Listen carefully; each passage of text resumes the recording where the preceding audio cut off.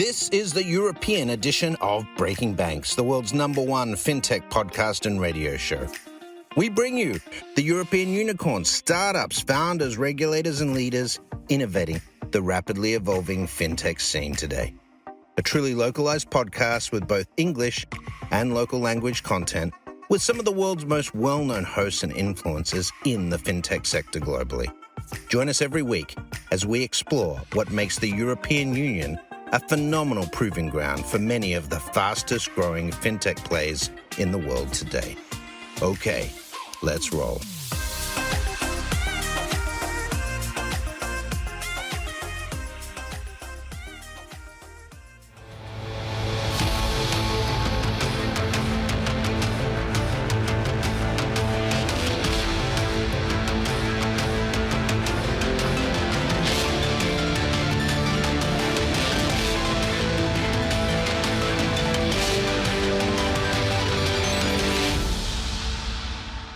Buongiorno a tutti. I am Paolo Sironi, your host of The Banker's Bookshelf. Now, The Banker's Bookshelf is a podcast inspired by authors and researchers of the most interesting books and papers, which found a prominent space in the libraries of curious bankers and fintech entrepreneurs. In our previous episodes, we hosted Sanjit Chodari, author of bestseller Platform Revolution. Now, Harvard Business Review recognizes him among the top 10 business strategies in the world. And we had Mario Nava, Director General of the European Commission for Technical and Structural Reforms, together with Thorsten Beck, Academic Director at Florence School of Banking and Finance by the European University Institute. They presented the recent work published by the European Supervisory Digital Finance Academy. Then we learned from anthropologist Erin Taylor and economist Annette Brolos that quantitative data is not enough to understand client behavior. And we redefined the key concepts of client centricity to better shape fintech innovation. Last but not least, previous to this episode, research analyst and policy expert Edwin Saliba joined us to share the banking perspective of The Economist Impact. The Economist Impact is a research unit of the prestigious The Economist Group. But today, I have the pleasure to crown this panoply of distinguished guests by hosting a conversation with Arnoud Boot, a distinguished professor of corporate finance and financial markets at the University of Amsterdam, whose academic work is particularly dear to me and my own research activities. Arnoud, welcome to the Banker's Bookshelf. Paolo, thank you. Thanks for having me. Arnoud, before we step into the amazing content of your research, let the audience of the Banker's Bookshelf know what you actually do and how you work in the financial industry. Yeah, Paolo. Let me tell you that I have always managed to combine more pure academic research, which goes into mathematical modeling of economic events in the academic journals, with the real world. And I'm always inspired by this interaction with the real world. So if I look back over the last 20, 25 years, apart from writing academic research on financial intermediation, so the whole situation of financial markets, financial institutions, banks in particular, I have been involved with several central banks, the Swedish Riksbank. I was chairman of the Dutch Central Bank's Bank Council, which is the advisory body of the central bank. But I also was in the European Systemic Risk Board. So I like these different perspectives, and it has taught me a lot. Now, we actually met a couple of years ago for the launch of the European Supervisory Digital Finance Academy in Florence, whose work was part of the Banker's Bookshelf previous episodes. And myself, I made a presentation of my latest bestseller, Banks and Fintech on Platform Economists, and you opened the day sharing content from a recent research paper that you published with other researchers of the European Central Bank. The title of this work that I want to show to our audience, for those who are following on YouTube, is Financial Intermediation with Technology, What's Old and What's New. And you can all download it from the website of the ECB, or you can go to the Arnoud's personal website. We'll provide all links at the end of this episode. Now, I've read the paper when it was published and found it groundbreaking.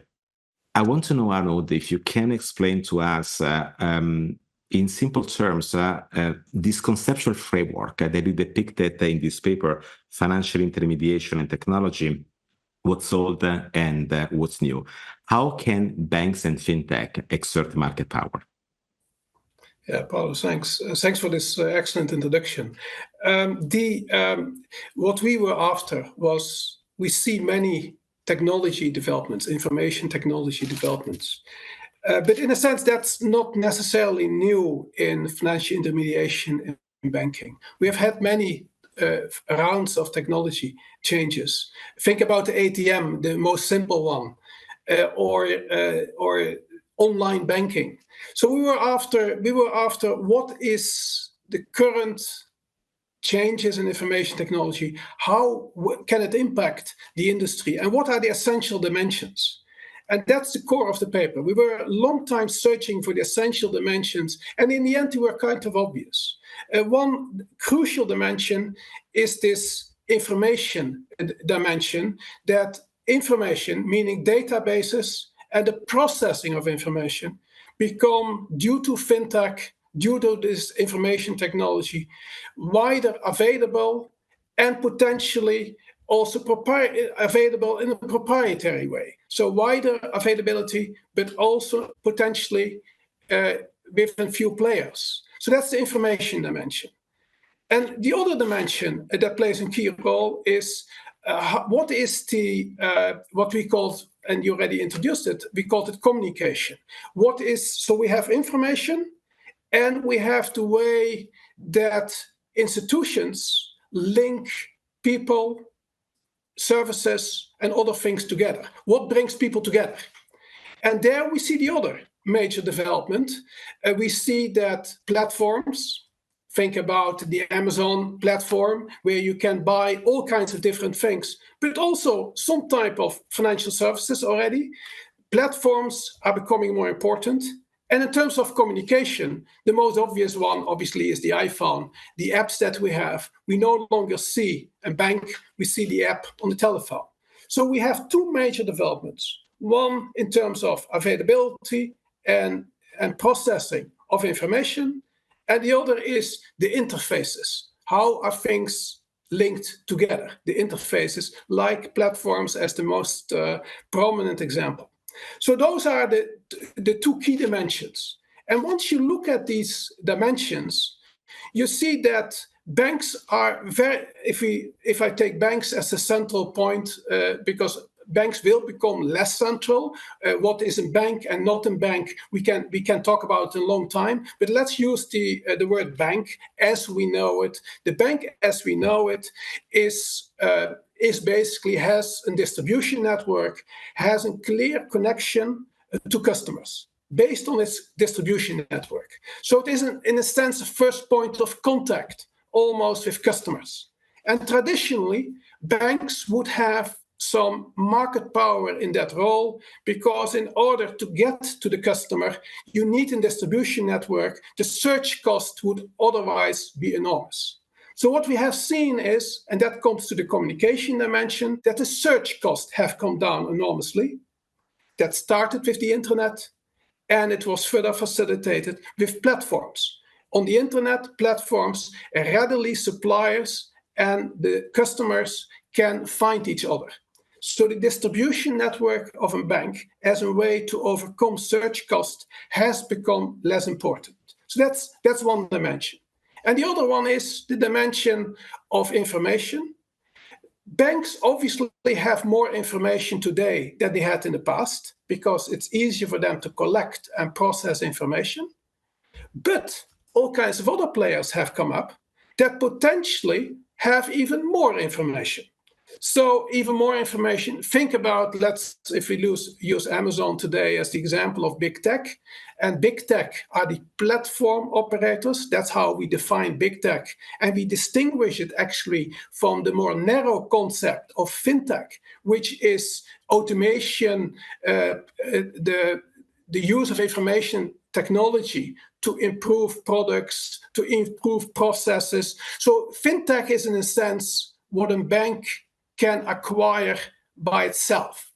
Big tech, these big platforms like Amazon, are a potential, what we say, existential threat, because they might be able to do more than what a bank can do. And where is then the essential dimension? The essential dimension is the combination of the platform with a wide variety of services that runs over the platform. Let's say the Amazon platform again, a wide variety of services. And that wide variety of services gives the platform operator potentially superior information. It gets information from non-financial services, and it might be able to use that non-financial information in addition to financial information, while the banks, they have some type of platform, but the platform is dominated by financial services, and they have much less information if it comes to non-financial information. Okay, so let's take a breath, because so much good and deep content. And I make a little summary of it to highlight the key concepts I heard from you. So we're saying here that looking at the economic transformation in many sectors, two key elements are important that shape market power of players: information and communication. It's not just banking, but it happens also in banking. How can I describe that in banking? Information is the hard data. For the fintech entrepreneurs and the bankers listening to this podcast, hard data is what you have in the core banking. It can be the transactions from payments, or data for the adverse selection. That means the credit function. Now, for many banks, it became very difficult to generate value out of these confined pieces of information. And therefore, what is happening is that through the open banking and open finance, they can now embed that information somewhere else into the platform economy, where contextualizing and commingling with other type of information, more market power can be created to be relevant in front of the consumers. And I would say typically this is really so for payments and credit, and we've seen it already in the market. On the other side, communication is the interface, as Arnoud called it. And the interface typically is me and you, is people talking to people. And we know that this is basically a conversation that requires humans in the loop. However, we're all experiencing these days that generative AI is creating new tensions in terms of creation of narratives and communications that somehow can, for the good or for the bad, and should be regulated, disintermediate these interfaces, these human relationships. Now, what is communication?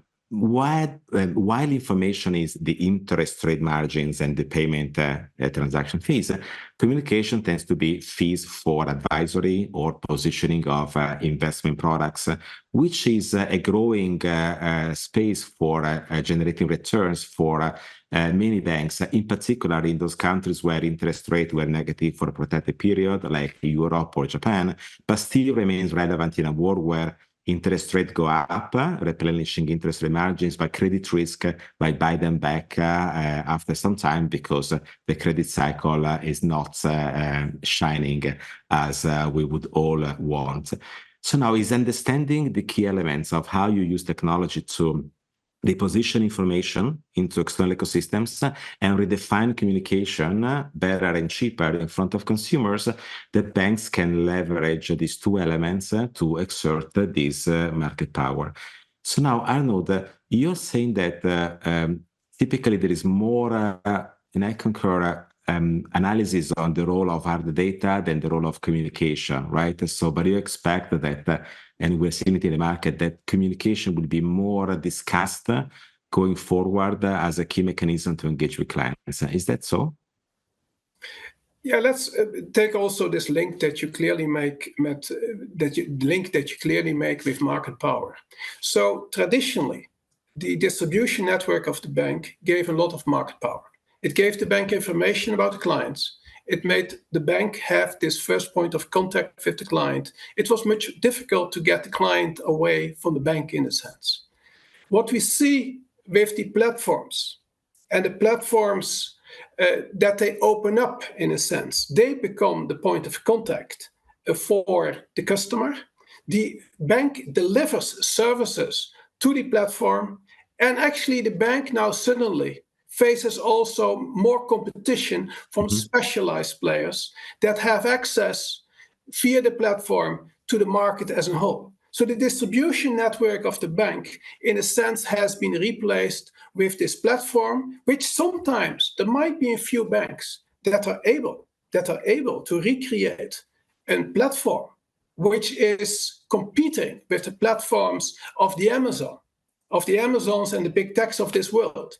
But that's not yet very clear. So the market power of banks that originated in the point of contact with the customer via the distribution network of the bank, that has been diluted.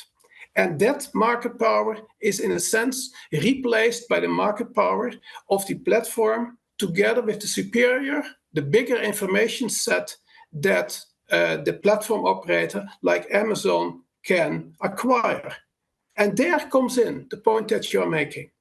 Traditionally, one point, Paolo, but because this is the hard information and the soft information, because you were talking about hard information as the opposite of soft information. So what we see is traditionally the bank had soft information based on the commercial lending officers knowing the business, and the bank was able to make decisions based on this soft information. Information technology already for some time has led to a codification of the information, the hardening of information. So it has to fit within the computer, in a sense. The hardening of information has reduced, in a sense, the role of soft information.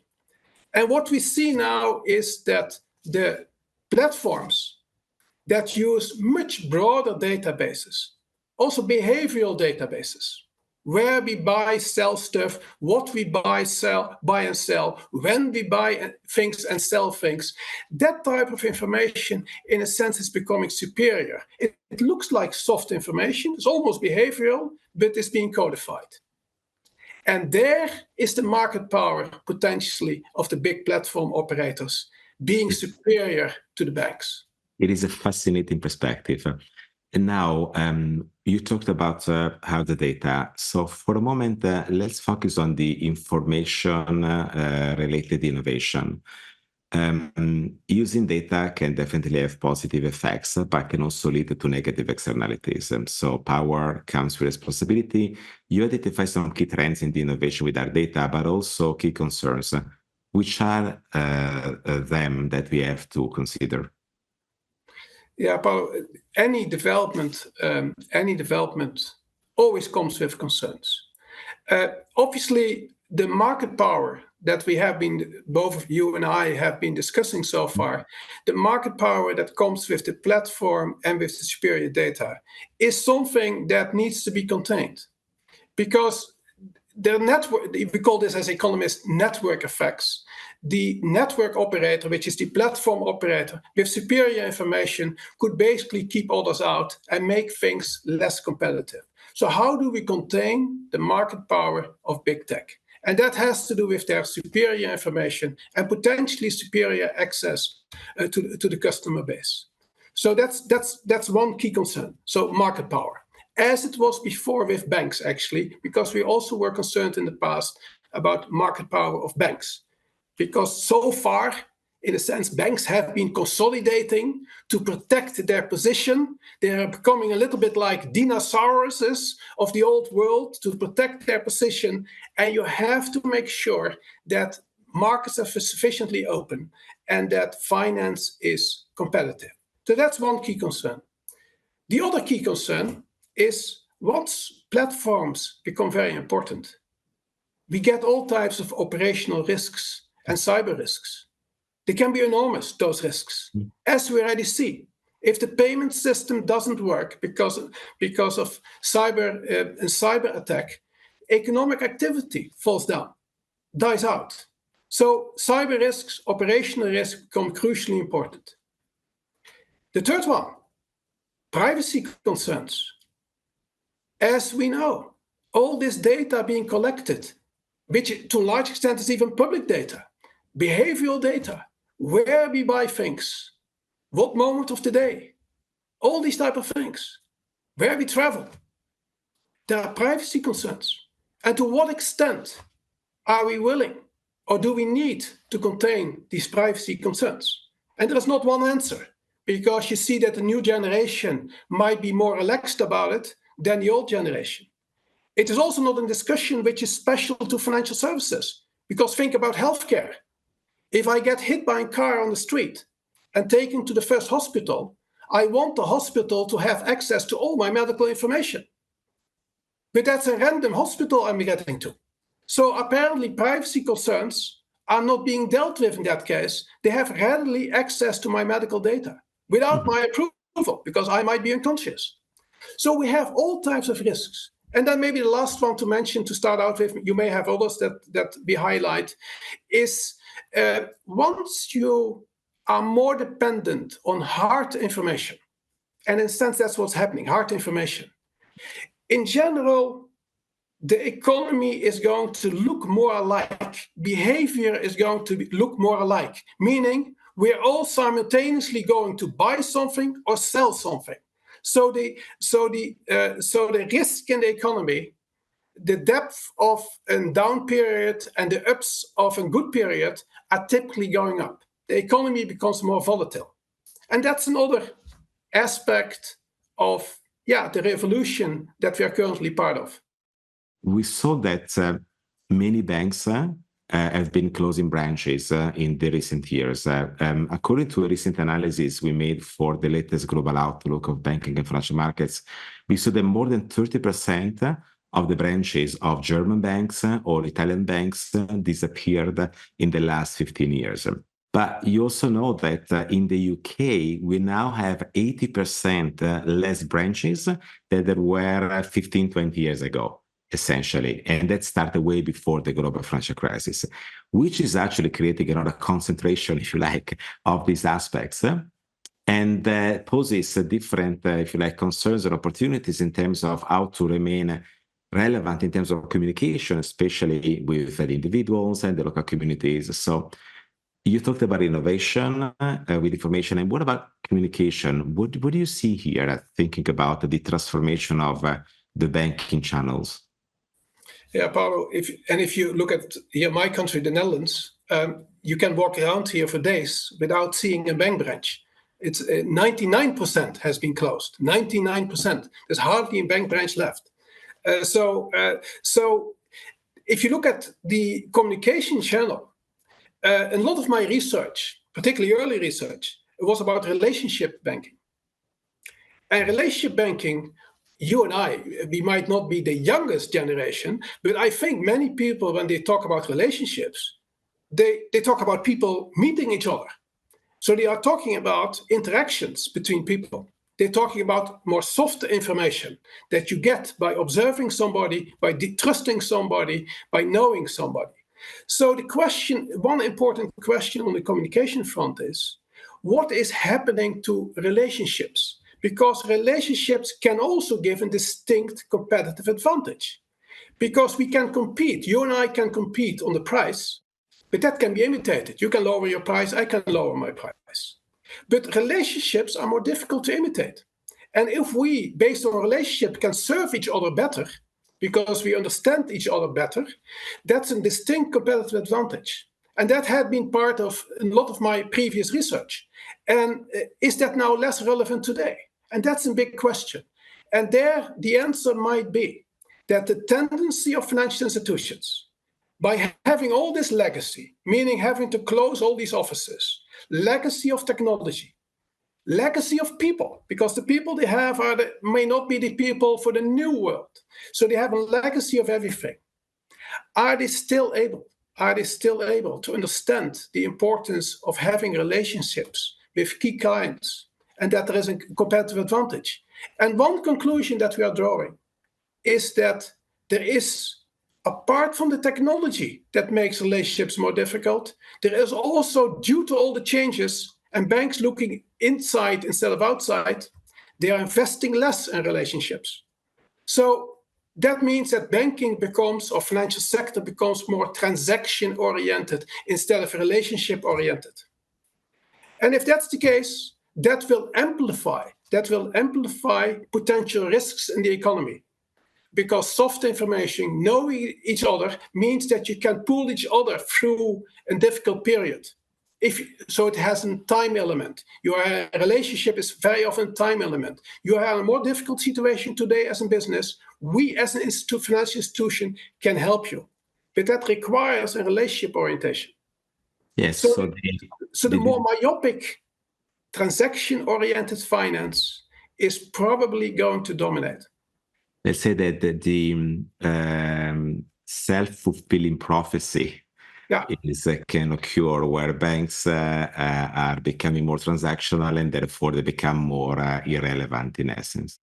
Now, the last question is, all of this is a complex transformation of entire industries, of which financial services that can be re-understood by looking at how businesses are investing into more information and more communication, or a mix of both.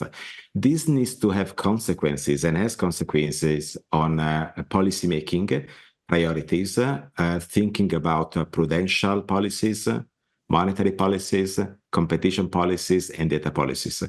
What are you saying in this paper to conclude, to address these other complex, if you like, elements, which is the overall governance of this transformation process? Yeah, Paolo, as we already discussed, this is obviously a very complicated aspect for policymakers. We talked about privacy of data. Yeah, privacy, the use of data. How do you go about it without killing the value of data? Yeah, so it's very difficult. It's very difficult. It may also not have one answer because it may move over time, the answer. And we are in the middle of a technological revolution. I think we are in the middle. People always think they may know what it will look like. I think we are in the middle. We don't know where this will end precisely. And what does it make? What does it tell you as a policymaker if you don't know where you get to? How far behind can you be in terms of rule making? Or do you have to slow down developments in order not to be caught in a way that you can no longer correct, like the regulation on competition issues with big tech, where the attitude is we have to act because otherwise we will be too late to act. So there are all these concerns. So in terms of policy challenges, in the end, I think there is one big conceptual change that we have to make. Mm-hmm. And that will be a difficult one. I think level playing field, in the end, is crucial, level playing field. But financial services will be offered by different types of financial institutions in the future. There isn't disaggregation. Specialized players are becoming more important. Things are being combined in different ways. So we're used to regulating banks or financial institutions, basically, combinations of activities. But we're getting institutions, market-based lenders that lend directly to each other. How do we regulate different institutions offering similar services? And that's going to be a very big challenge. And that reminds me of, and that's maybe a good, at least for me, a good end of this answer, is there is an important paper by the Nobel Prize winner, Bob Merton, who was talking about we have this institutional type of regulation, but we need to get to activity-based regulation because activities, wherever they are undertaken, should be regulated in a similar way. And that's really a difficult question because if it stands now, think about prudential regulation. We look at a bank and we say, how can we keep the bank stable?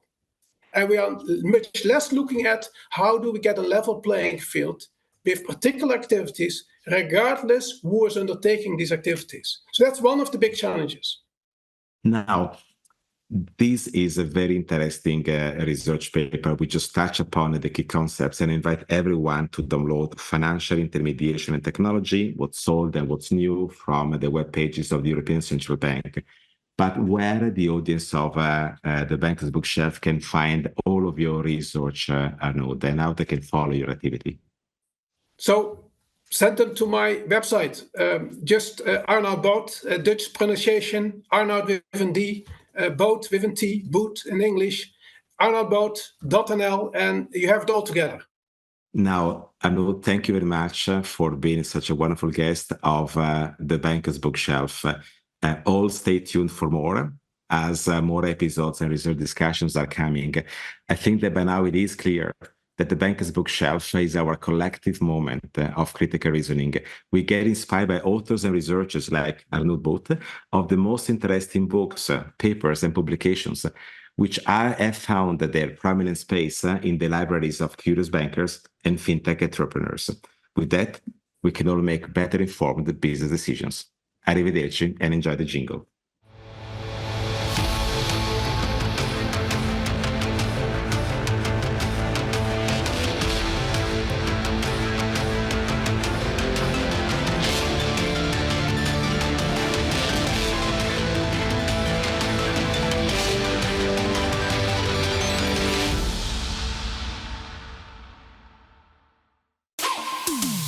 Thanks for listening to Breaking Banks Europe, a Provoke Media podcast in cooperation with Fintech Stage. Don't forget to tweet us out, shout out, or post to the team at Breaking Banks EU on Twitter. If there's something or someone you'd like to hear on our cast, let us know. See you next week on Breaking Banks Europe.